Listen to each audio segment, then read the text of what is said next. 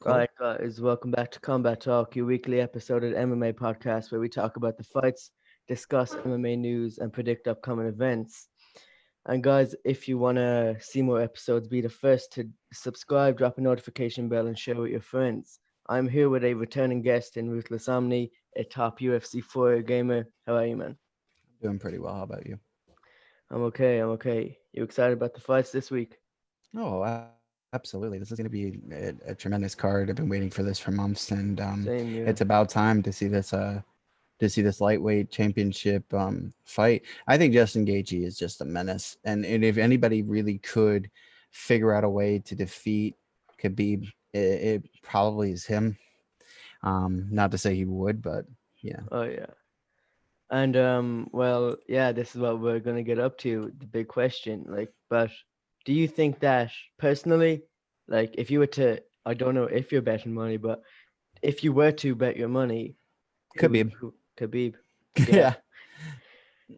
Do you think it's just gonna be one of those one-sided fights that people think like he's just gonna take him to the floor, or because we saw from the Dustin Poirier fight, he's a black belt in jiu-jitsu, and look what happened.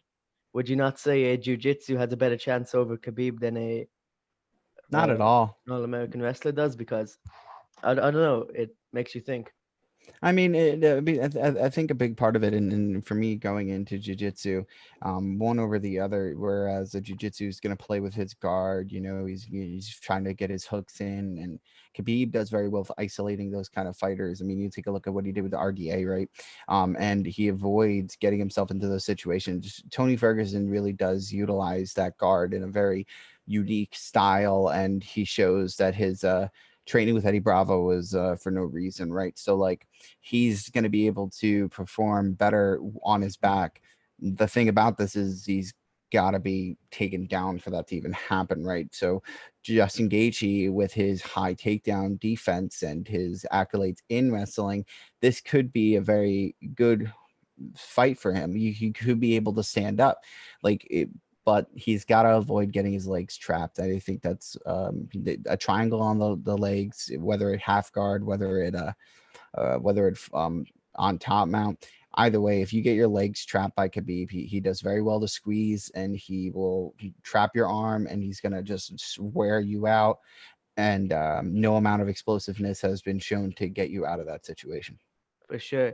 Do you think the death of Khabib's dad, Al Dubnaf Nurmagomedov, do you think the death of him will be a factor in a good, like in a more determined way of winning, that he wants to continue his run as he wanted him at a 30-0 retirement? Or do you think it'll be in a bad way that it's in his head that it'll take away from him concentrating on his fight? I think one of the big things that we've seen and things that I've looked on like YouTube and such with listening to Khabib and such as he hasn't mentioned it, and he seems to be very much away from that situation, and God rest in peace Rest in to his peace. father, um, but he seems to be very confident in that he's going to continue to do what he does best. He hasn't again, he hasn't said anything like I'm dedicating this to my father. He isn't showing any of those signs. And I believe that comes down to religion. I think he understands that, with the afterlife and such, that might be one of the things that he's like, okay, well, that could be one of the things that's keeping him, composed. Overall, who's to know, right? Death is it comes for us all, and it affects everyone around you differently. So, overall, I would say it'd be ridiculous if he wasn't affected, but Hmm. I don't know if that's going to show in his fight game because he would probably want to honor his father by doing a good For sure. performance. I actually saw UFC 254 countdown when he was actually going on and saying, "Hello, can you hear me?" Yeah, I can hear Oh, good. He was going on saying that how much how much of a mentor he was to him, but the whole camp, and like he said himself, it is harder than usual to train, but he did give a good example, even though, like, rest in peace to his father. But when his dad could not make the fight against Connor, he wasn't training with him. Then he had Javier Mendez, which is now his head coach, which was his dad. So I don't, I do see a factor, but I think in more a anger and determined way. Mm. I Yeah, actually didn't get to finish the whole UFC countdown, so I appreciate that insight. yeah, So with that being said, I mean, he does have a new head coach, and we would expect to see this a similar performance, right? Like even if he wasn't on top of his game 100%, we would still expect the fact that he's still able to move forward. He's still able to push the pace, and it's not going to take away his grappling accolade like that. I mean, for and sure. I say He could that have turned down the fight to a later time. and I think that that's what would have been allowed too, because even Dana was mentioning, like, let's not worry about the lightweight title right now. Let the man grieve. Let him come back when he wants to. He decided that he wanted to do this, so that tells me that he at least has some kind of acceptance and that he's ready in some kind of way. You know. Yeah. And speaking about his camp, I actually got a little a bit of a fight last night. His cousin Umar Nurmagomedov, who was fighting on the prelims, was rushed to hospital with a flu in Abu Dhabi. Ooh. Yeah, but they were told that the fight is still going ahead.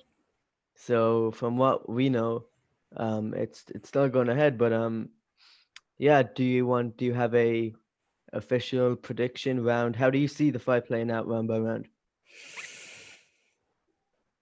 Well, I don't know if there'll be a filling out process. To say like Yeah, you can't really call this exactly.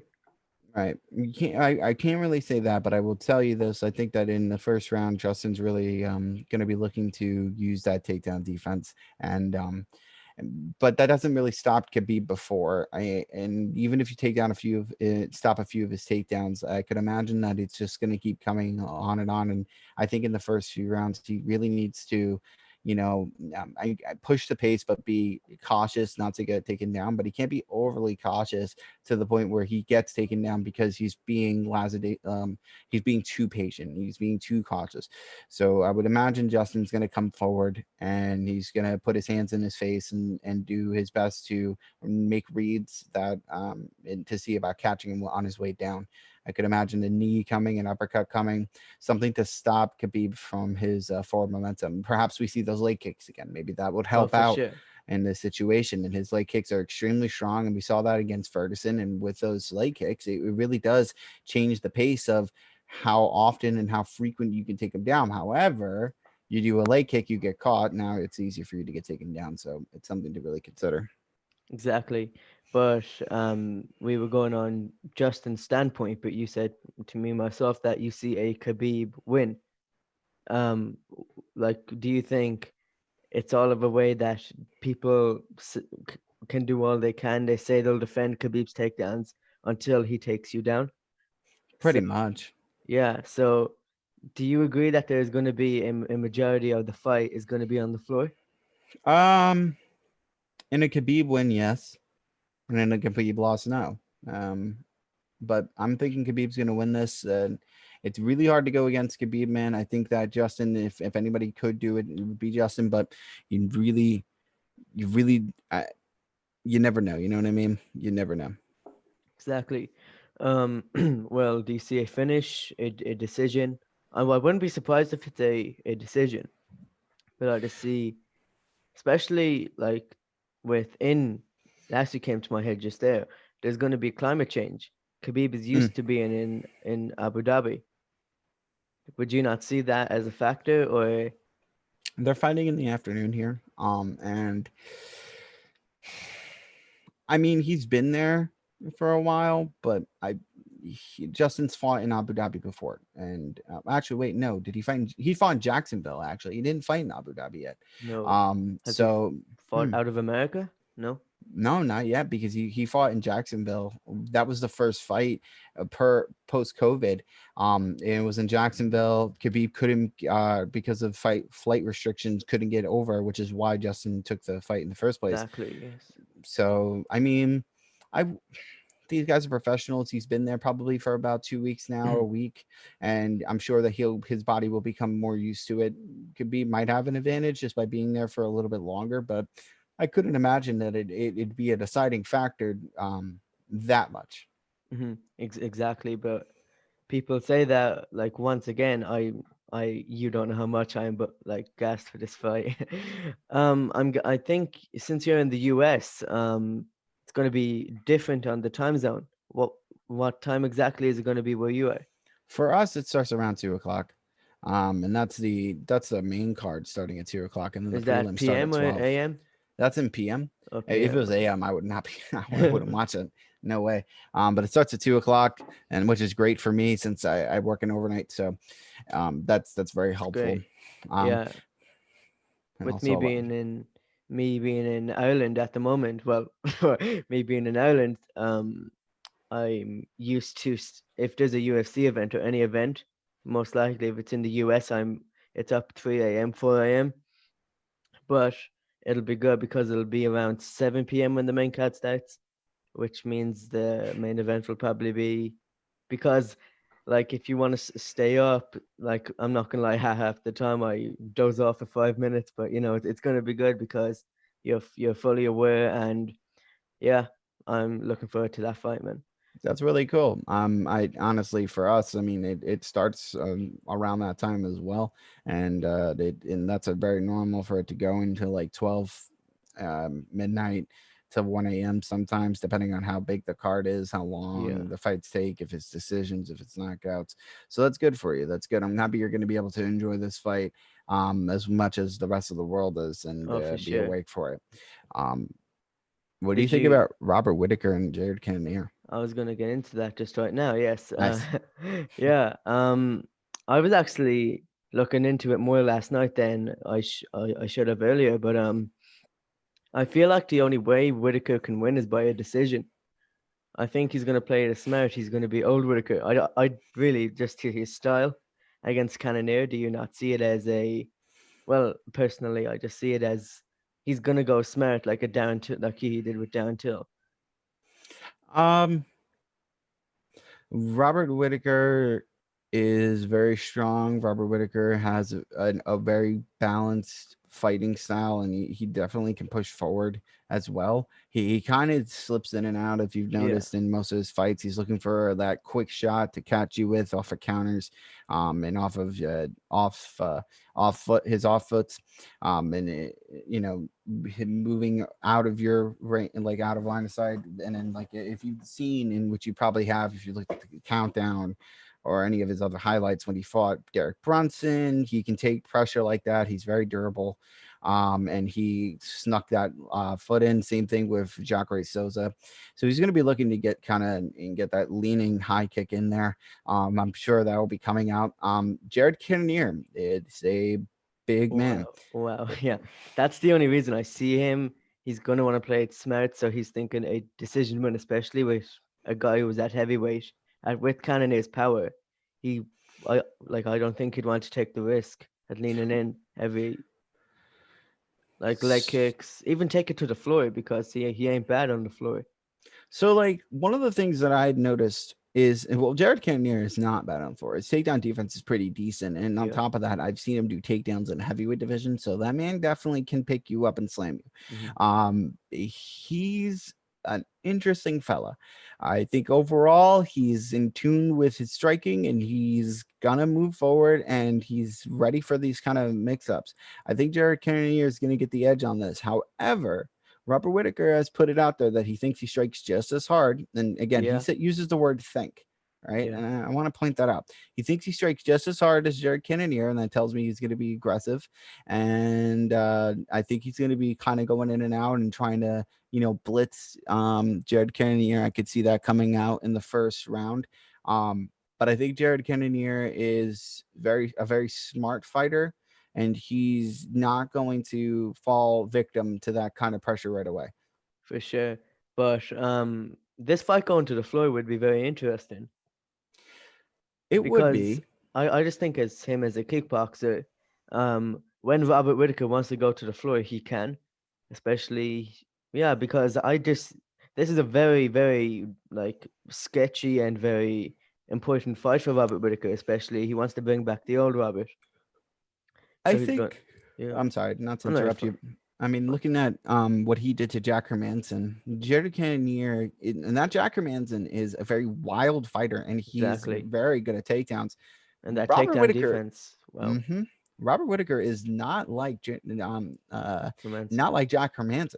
Uh, Robert yeah, Robert Whitaker, Bobby Knuckles is a stand-up fighter who has a good takedown. Yeah. Like, I mean, his, and I'm not taking away from his top game, but you look at Jacker Manson, that guy, if he wants you on the ground, can typically get you to the ground, and he does it in a very, very aggressive style. And you saw Jared Cannonier take those shots. You saw Jared Cannonier deny the takedowns, and off of a very aggressive Jacker Manson coming out of the gate in the first round, and he literally fought, scrambled, and got himself up and ready to get back in position.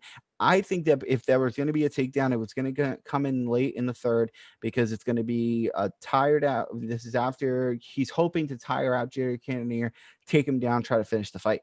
But I couldn't see Jared Cannonier falling victim to this. And if this was the game plan of Robert Whitaker, this might not be the smartest move. Exactly. But we'll wait and see. Who do you see this winning? Oh, Jared Cannonier. I think Jared Cannonier is it's the next up and coming. The guy came all the way from heavyweight down to light heavyweight. Guy's got tremendous discipline to be moving from weight class down to 185 when he was typically like a 240, 250 guy. Yes. That's discipline right there, and he made it clear that, he at one point didn't he lacked that discipline, but he Yeah. started in the heavyweight division here, and I think that he'll continue to move. I think he'll continue to do his due diligence. He's going to show his power, and I think that his stand-up game, if he's able to compete with the likes of Anderson Silva, regardless of how old he is, that Mhm.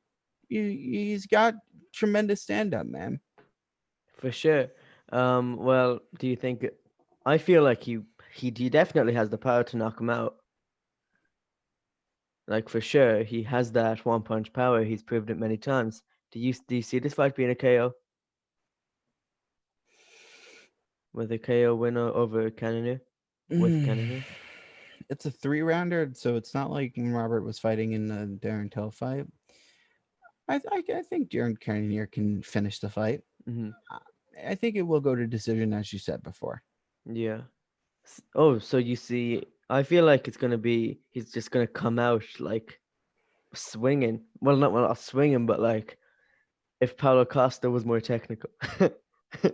Perhaps, and I think that a lot of that, and I think that that's very good for Jared at this point. He needs that kind of technical power base. I mean, that's what he is known for. I mean, coming forward, putting pressure on you, and ultimately making you break. And his top game and his ground and pound are really good too. So if he does catch Robert Whitaker slipping, he could really do some damage, and if not finish the fight, hurt him badly. So I can see Robert doing it. I don't see him doing it. Yeah, yeah. Robert can catch him as he's coming in, but I just think he's gonna. Yeah, I just same as yourself. I do see a KO first two rounds. Did you watch anyways, did you watch the Brian Ortega versus Korean Zombie? Of course, I had everybody in my stream telling me that Brian Ortega was going to lose. I literally said Same. this I guy told myself. lost. Yep, I said this guy, this guy literally lost to a striker who was undefeated, and he lost badly. He had surgery. There's no way he didn't go back to the drawing board and perfect his striking. He was already a good striker, waiting to stand in the pocket with the likes of Frankie and Cub Swanson. And For these are sure. two pronounced strikers. And you think that he's going to come into this fight and get bullied just because he's a jiu-jitsu guy. No, Brian Ortega has shown that he has a tremendous striking accolade and that he can really mix it up on you. And this is the fight that really showed that his striking is especially much better than what it once was. Well, for Um, sure. That spin and elbow came out of nowhere. yeah, but that's the thing. It was very timed. It was a slip, and he did that with expert precision. And he actually was throwing it multiple times in that fight as well. And the fact that he had when he would throw it, it was either hitting the block or it connected, shows that it's a high IQ fighter decision to do that. He's now going to go against Alexander Volkanovski, and I think that this might be I think he might become champion here. I think For that sure. he gets taken down, which is something different from Max Holloway. Granted, Max Holloway's jiu-jitsu, he's shown that he can really throw some really good subs, and he's very dangerous on his back. When he wants to, yes. Absolutely. However, you're going against Brian Ortega. So it's if your striking's not up to par with Brian and you try to take him down, he just now eliminated that other option because guaranteed Volkanovski's top game, unless he could do what Paul Felder did to Charles Oliveira. Oh God, he destroyed him. Unless he could Well, do that, but I mean, no, but I expected way more from Chan Sung Jung. Man, like I wanted I the don't know Koreans why. yeah, he came out like because he got a few strikes in. If he was more aggressive and like I don't know what happened to him. I really don't. It's just yeah, I have no comments on it because I thought the fight I was really looking forward to seeing that fight on the ground. I really wanted to see both of them at jiu-jitsu. But I that was don't but that was the thing. I mean, and that's right there. What was the biggest thing as to why I said Brian Ortega was going to win this fight, because if the fight went to the ground, I thought Brian had the better. And actually, Brian showed wrestling accolade too because he took this man down with a sweet yes. double leg. That And is right. Yes, when he rushed in. when do you see Brian Ortega really go for a double leg? I mean, other than when he was toward the end of the round, but really he goes for clinches and grips your head and really looked for those tight guillotines and dragging to the ground and going in deep waters like that, but never a double leg. He really evolved here, and I mean, bald head Brian Ortega is a real menace.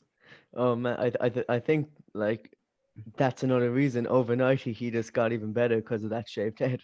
2 years, 2 years. The man has definitely been studying what he did wrong there. He stood in front of Max Holloway getting beat up. He's not going to do that again. If he fights Max Holloway again, he is prepared.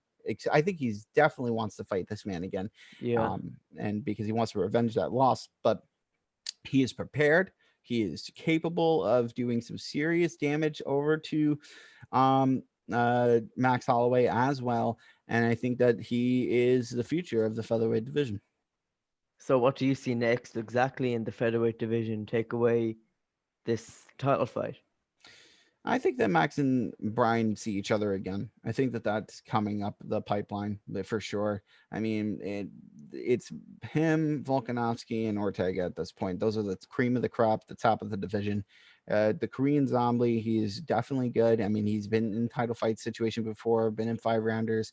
Eventually, he will come back. I'm sure that this is just something he's going to go to the drawing board with and show that he's going to have to improve his striking, because clearly you fight somebody with like the accolades of Brian Ortega, and you were looking for takedowns, and he didn't show you he didn't show you any clinching. He didn't go for those subs, and I think that perhaps maybe it was a training camp thing.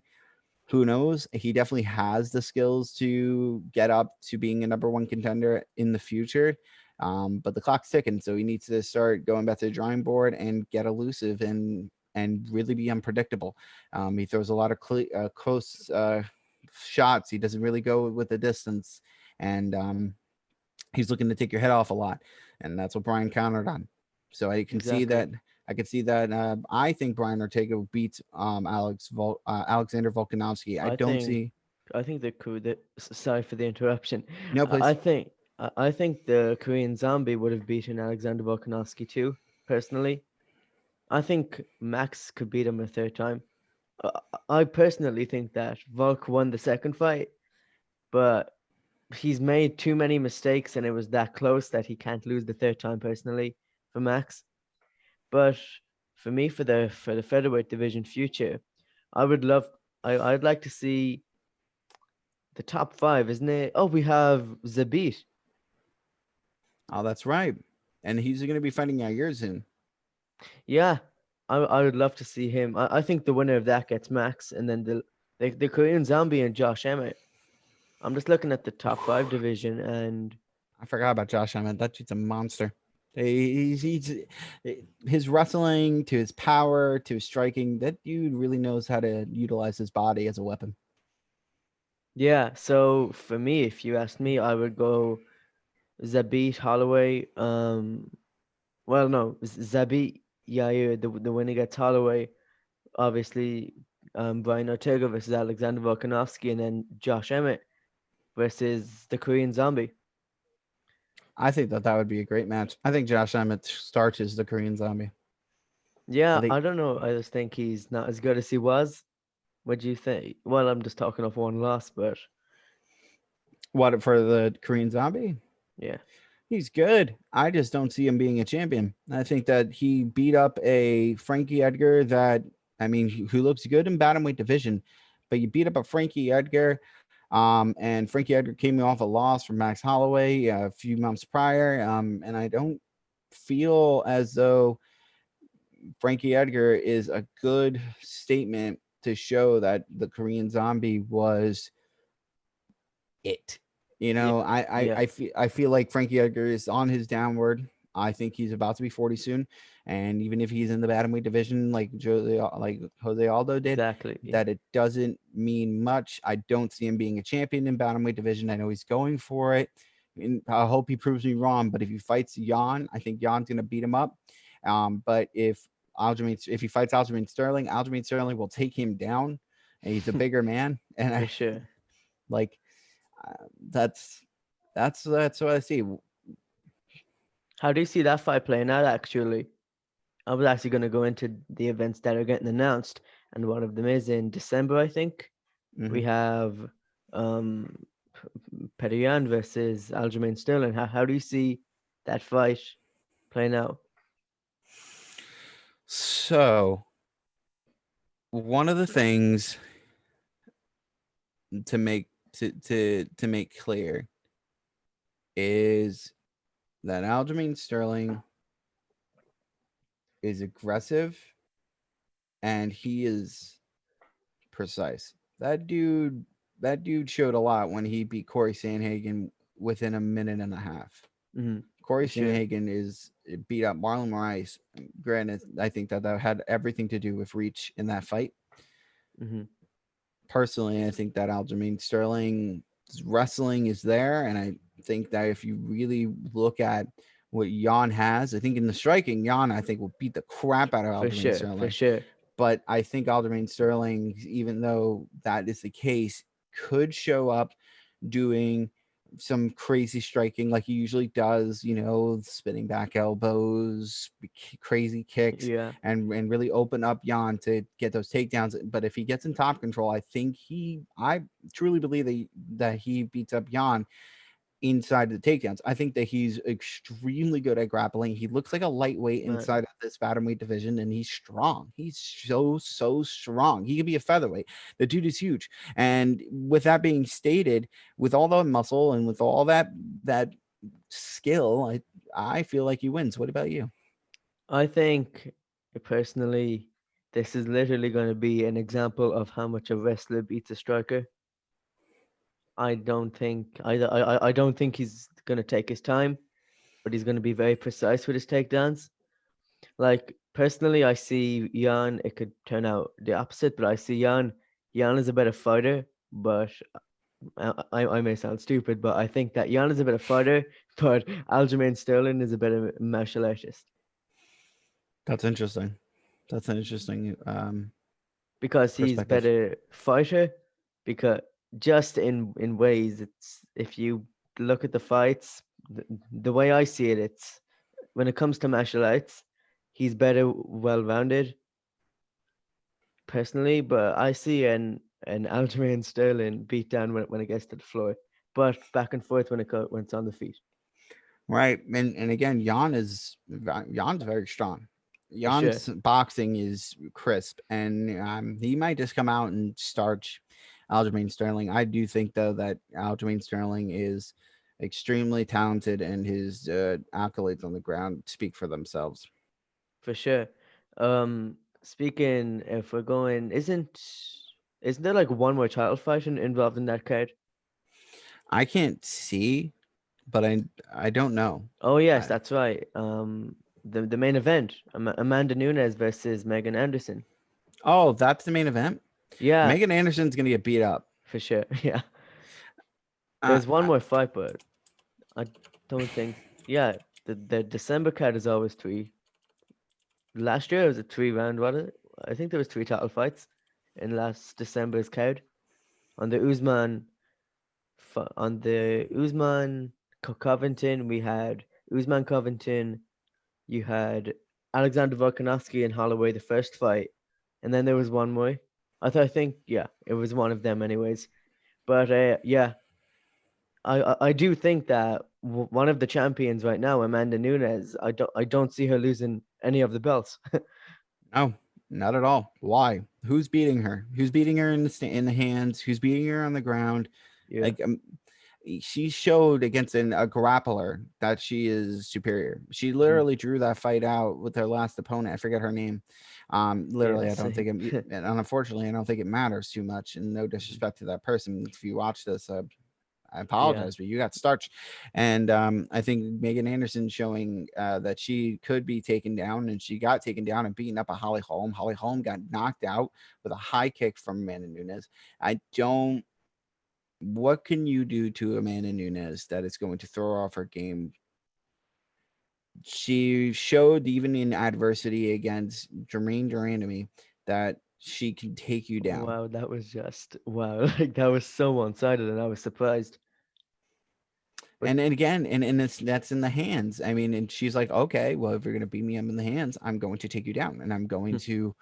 But if you're not beating her up in the hand like she did with Raquel Pennington, she'll stand in front of you and she's going to make you throw, and she's going to take your leg out. She's going to take your face out, and she can knock you out like she did Chris Cyborg easily. And I think Chris Cyborg in she actually, general, yeah, she wants that rematch. She won recently last Thursday on Bellator. She retained her belt, and she's asking for the rematch against Nunes. I think that's a beautiful thing. I mean, honestly, come through from Bellator. They should do some cross promotional events. I They think really Michael should. Chandler is coming over as Yeah, well. he's signed. Yes, he still is the backup fighter for Khabib Gaethje. I'm not a Michael Chandler. I don't think Michael Chandler is that guy. Personally, I think he gets beaten by all of the top five lightweights. My bad. Put him against Connor.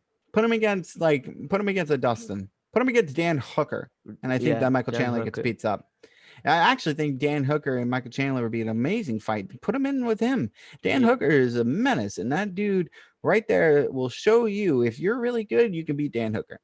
Dustin showed that he can outclass Dan Hooker completely and put him in deep waters in his first 5 rounds. And Dan Hooker's got a lot of heart. Dustin Poirier is a savage, and if you mhm, can beat Dan Hooker, I believe you're a legit threat. Dan Hooker is a serious problem, and when he, I don't want to go too much on a tangent, but when Dan Hooker really yeah, polishes it's up fine. his game, that Yeah, dude is going to be a monster. He's got the height, the reach, the skill. He just needs to polish up a little bit more. Maybe switch his training camps. I don't know. yeah. Speaking of Dustin, have you heard that apparently they signed contracts for Conor McGregor and Dustin in the Cowboy Stadium? Is that Texas? Yeah, They're trying really they're trying to do that.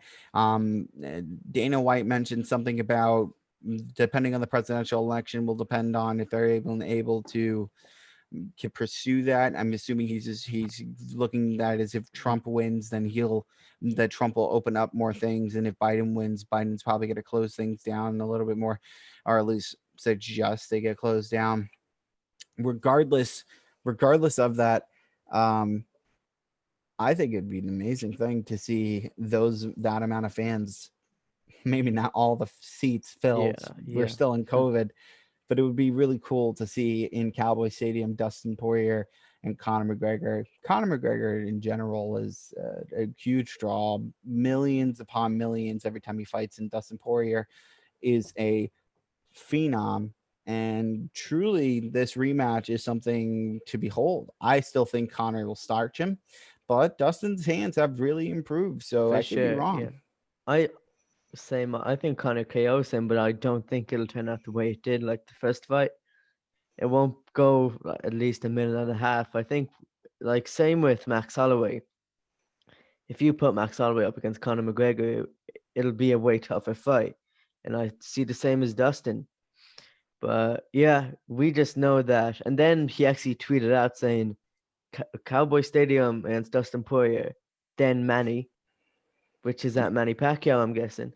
Yeah, he wants to venture into boxing, and I think the fight with Manny Pacquiao would be interesting. I don't know about Connor being incredible within boxing, but he would have the reach on Manny Pacquiao, and Manny Pacquiao is getting a little bit older in age, Yeah, not too much, but Connor, I guess, is getting like to what, I 33, mean, 34 at this point yeah, too.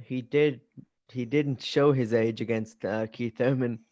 Did you see Nope. that fight? Yeah, but Conor McGregor and Manny Pacquiao, I think personally, like Manny and Pacquiao and Mayweather is two different fighters. Manny's not gonna wait. Manny's gonna try to literally take your head off. Like either way, if you put them up, if you get a Mayweather rematch or a Manny Pacquiao fight versus Conor McGregor is gonna lose. I think that's interesting, right? Because the boxing is completely different from MMA, where in MMA, you know, you can, if you get knocked down, you can get followed up and get taken out right away. You get knocked down instead of boxing, you get up, you got 10 count. And let's say he did catch Manny with a counter here and there, he gets 10 seconds to get up, and you're not following up with that. I mean, he's been boxing for years. You Yes, do since he MMA, was and young, actually. extremely. And granted, so is McGregor, but I truly think that the a boxer is an expert at the sport, and unless Connor is truly an expert in this game, I don't know if he's going to be able to win that. For sure. So either way, I was actually looking recently. It gets mentioned a few times in Khabib interviews that Mayweather wants a fight against Khabib, but Khabib said he'll only fight him if the rounds are 11 rounds of boxing, one round of MMA. What's your take on that? Could you imagine Khabib taking down Mayweather? Like, Because Khabib would beat the shit out of him if he yeah, made to that round. for sure. Um, I mean, but like in that final round, Khabib will literally grab him and beat the crap out of him and finish him. I Why? Why? Yeah, Khabib striking, is not gonna. I think that's interesting, right? yeah. 11 3-minute rounds is much different than 5 5-minute rounds, and maybe Khabib kid stamina could go through, and perhaps his defense is really there. Maybe he just clinches up and it becomes a very boring fight. But Yeah. I don't know. I don't know. Yeah, I just went completely off topic, but No, yeah, we're fine. Me too. yeah, but have you actually seen speaking you are a big top level gamer of UFC 4, have you seen the patch that came out today? Oh, of course. You saw I was just playing that Yeah, earlier. The patch is pretty decent. I think they reverted it more back to UFC 3 days, which is pretty good. I'm still decent striking with it. I think I got very used to the style within the previous patch, and now I feel like there's a little bit more technical aspect to it, which is good. And I mean, I think that's what was needed, because a bunch of these top level gamers mhm, are coming through and just high pressure, high pressure, high pressure. Now it's a lot more, it can be a lot more technical, and I feel that way. So now it's time for me to evolve and in my striking realm, because I mean, I lost a few times to some high level strikers, even though I felt like I mhm. was beating them up, I was doing a good job, but they caught me with that one counter, and stuff like that can still happen. Man, yes. I'm not even gonna get into my recent league fights. Like I was fighting for a title recently, and I was in a one-sided fight. Six knockdowns in like 3 rounds I had, and I made one mistake. Wasted my stamina when I was trying to grind and pound, and I paid for it with a submission. That happens, you know. No, Yeah, absolutely. yeah. When I go into when I always talk about people who actually played UFC 4, they always compare it. Like people say this is the best UFC game. Like, what's your thoughts on that? Do you think maybe UFC Undisputed 3 is up there? Do you think it's better than EA Sports UFC 3, or what's your I, thoughts? I think that there are positives within this game, and that it is better than 3 in my opinion. I think now it definitely shows that it is, because it's reverted its striking to being what 3 kind of was. I do think that there's more patches to come, and that they will fix the things that I did not like previously about the patch, but that it is what it is. UFC 3 Undisputed allowed for a lot more groundwork. There were butterfly guards, spider guard, there's rubber guard, but like Yeah. there were a little bit more there. It was a little bit more technical. You could do a lot more. Now that I do a little bit of jujitsu, I'm looking to be like, okay, well, if I can put you in a butterfly guard, what am I able to do here? And you're not really able to do that in this game, and nor is there's a few things missing within the ground, and I would love to see them add a lot more to the groundwork, more transitions, more specialty moves. And if they're able to do that, then I would say this is the best game. But until then, I would actually give it to three. Not necessarily in the striking realm, but because of the UFC ground. 3 or UFC Undisputed. undisputed? Yeah, that is a good game. I've been a UFC fan for like 3 years now, but I had UFC Undisputed 3 when I wasn't a UFC fan, and I would just play it either way. But I wish I still have the disc, man. Like, because I love like those vintage games. Like, they have so much stuff that EA could have done, especially with the graphics at the moment. Like, do you think it should bring back certain things like doctor stoppages, etc.? Oh my God, yeah, they did that in their boxing games, and they should definitely bring that inside of UFC 3. If you continue to hit somebody in the same spot on their head and you bleed them out and you cut them, tune it a little bit, of course. But if it's the same spot over and over, swelling, more cuts, it's just exactly the same. Doctor stoppage would be amazing, and I think that if you're gonna put it in the announcement, and like by Cormier and stuff, then it should be there. It should. And granted, doctor stoppage does happen, and it happens at the end of a round. I would like that. Do you think there's time for a big patch where they could actually do that? Oh, of course. I mean, they were right in the beginning. We've only had four. I think that the game overall, you know, granted, I'm not in their funds and I'm not in that kind of realm, but I would imagine that perhaps putting more resources toward making this as much lifelike as possible, especially within the ground, and the sky's the Yeah, limit, man. Why yeah, not? exactly. But I do think that if you compare it to other games, especially fighting games, and what was the company? Was it THQ that Yeah, I think so. for Undisputed 3? Exactly, yes. I've heard that EA is has run out of contract with the UFC for their games. So people actually, I've seen many GoFundMe pages for THQ to bring it back, especially with the graphics. Could you imagine? That would be, Incredible. yeah, It'd be worthwhile, right? Because THQ also used to make WWE games, and exactly. WWE games right now within 2K. 2K is made for good basketball games, good sports games. Maybe even 2K takes this over too. Oh, could Um, you? Yeah, that would be cool. yeah, well, they need to do better than what they did with the WWE game, but Yeah, there's so much that really could be put out here, and allowing another developer to kind of come in and rework this and make more realism to this, amazing. hmm, One thing I am looking forward to, there are boxing games that are coming out, and they're yes, supposed to yes. be both. There are two different companies making boxing games, and they're Wait, supposed to both. EA or 2K? No, no, they're both just independent companies that are making Oh, boxing games, and I forget what they're called, but if you look up upcoming boxing games, they'll pop up. I can yeah. actually do it now, but I saw a little bit of the trailer and they look incredible. Yeah, well, I don't know if you know him, but Eddie Hearn, boxing promoter, has announced that they're planning a brand new fight night, which is very cool. But it's going to be under EA. It's been in rumors for ages, but never got confirmed. A new boxing game, and I heard you mention a with the WWE games.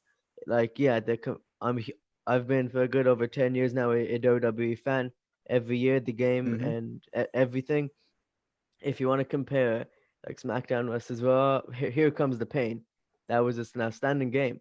But if you want to compare it to 2K18, 2K19, you can see a big difference. Like sometimes those gaming companies can be very lazy. If you get Yeah, me, yeah, they just copy and paste, which is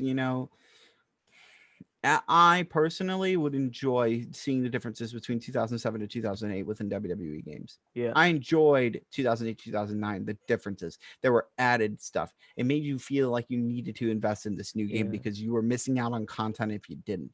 And that kind of thing is not what we get now with video games in general. I mean, in UFC 3 to 4, there's a huge outcry that a lot of people are like, well, they added all this cool stuff, but they never fixed. They didn't really patch out all the mistakes and all the errors. They still have a lot of openings for corrections here, like a lot of opportunities. But overall, I mean, it doesn't change the fact that if a new game comes out, people are going to buy it. And that's what gaming companies look at nowadays. And they don't really take into consideration the amount of development time needed to do so. They had enough time. Everyone does. And because you really do you really need a new game every year? You don't. You don't For need a new sure. Call of Duty every year. You don't need a new, they can, FIFA, you don't need exactly. a new FIFA, but they bring it out anyway because that is a guaranteed 60 plus dollar transaction from hundreds of thousands to millions of people that were guaranteed, and you make it killing even if you just added one or two new features. And the best thing that people can get for it is you get a new updated roster. And I That's it. think that that's where it would be really cool to see something change within that culture within the gaming community. Like with UFC 3, it stopped getting patches about a year and a half ago. Hmm. And that sucked. But at the same time, if that's the case and you're going to spend all that time till now to develop a brand new game, and the game has feedback from the people that have gone through it and more, and you're investing in something worthwhile. Yeah, I feel like there was a bigger difference from UFC 2 to UFC 3 than from UFC 3 to UFC 4, especially like the career mode and everything. But There is. yeah, yeah. And then you went on about the WWE games for sure. 2K, I heard a few months back, have a new co-executive guy, if I'm not mistaken, who will be creating the new 2K games from now on. So, and he actually is dropping hints that he's going to bring back, well, if you do play the WWE games, you have to bring back GM mode, general manager and everything. Yeah. That was It, so fun. yeah, exactly. And there's talks about that, but there's a lot of things that the fans want, like most companies, EA, 2K, they're not listening to their fans most of the time. If my complete opinion, sometimes they can be very lazy. I've seen many times from FIFA to UFC. Like I expected way more from stuff that was in UFC 3 Undisputed, UFC Undisputed 3 to UFC 4. They could have added so much. They could have brought back Pride mode. I really wanted Pride mode. But there you go. Yeah, you can't we got what we kind of expected from EA, but I just do play the game. It's just I expected way more. Right. We get what? We get new arenas? Fine. I'm okay with new arenas, Yeah, but I want to play in when it's Halloween, I want to play in a haunted place.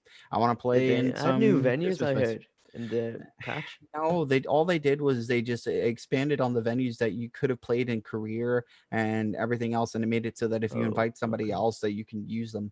And then that's like cool. I mean, I wish that that was fixed in the beginning, but Hmm. what are you doing? You know what I mean? Yeah, Like I would rather we get more content, make it worth it, right? Like for example, on ranked, why do I need to be in the top anything? What do I get from it? I don't get anything. I don't get an exactly. achievement. Yeah. I don't get nothing. Do you fight the And SFL? Sorry for no, interrupting you. no, Um. I don't really want to partake in that. As much as I don't, I honestly, it's because it goes on later than I would prefer. I mean, even on it and being honest, on Wednesday, it's going to start at 7 o'clock, and I have to go into work at 2 in the morning afterward, and I'm still commentating. And I don't know if how long, much longer I got to do that, but Mhm. it's just for me personally, the ESFL is it's great, it's really cool, but I don't have the time to do so. I'll play my ranked, I'll play the game, and I'll just people know that I'm good. People know that I'm a threat, and that I can get taken, I can get beaten up easily, but at the same time, I uh, I can I can beat you up easily. So I don't need to prove myself by going into Yeah. ESFL. You clearly beat me up in a best of three. Yeah, but we Sure, act. bang. Yeah, but I'm not going to confirm things because anything from this podcast to the next episode. But if everything goes to plan, my next guest actually is the Romero, the ESFL undefeated champion, which will be very cool to discuss stuff with him. But yeah, man. Well, I guess that's all we talked for. And the guys, that was Ruthless Omni, top level UFC 4 gamer. So thank you for joining us, man. Hey, no problem. Thank you very much for having me. No problem. See you then. Bye. See you.